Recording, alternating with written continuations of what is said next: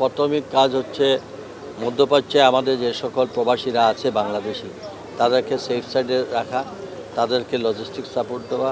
যদি কোনো ধরনের ওয়ার্স সিচুয়েশনের দিকে যায় সেক্ষেত্রে আমাদের যদি দেশে আনার বিষয়টা থাকে সেটাও আমাদের মাথায় রাখতে হচ্ছে। কেউ যদি ইনজিওর্ড হয় তাকে চিকিৎসার ব্যবস্থা করা যাচ্ছে।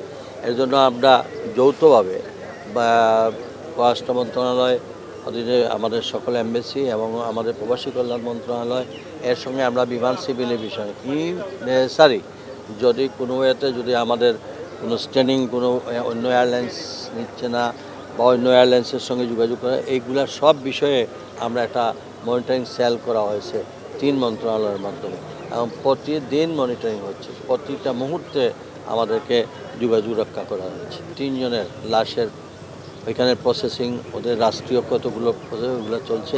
ইনশাআল্লাহ তাদের পরিবারের সকল সদস্যদের সঙ্গে আমাদের সকলের আলাপ আলোচনা হয়েছে। যেহেতু আমাদের মাননীয় প্রধানমন্ত্রী এই ব্যাপারে একদম খুবই স্ট্রিক্ট এবং প্রতিনিয়তই খবর নিচ্ছেন এবং আমরা 3টা মন্ত্রণালয় একদম মন্ত্রী থেকে শুরু করে সবাই এটা যোগাযোগ অব্যাহত আছে।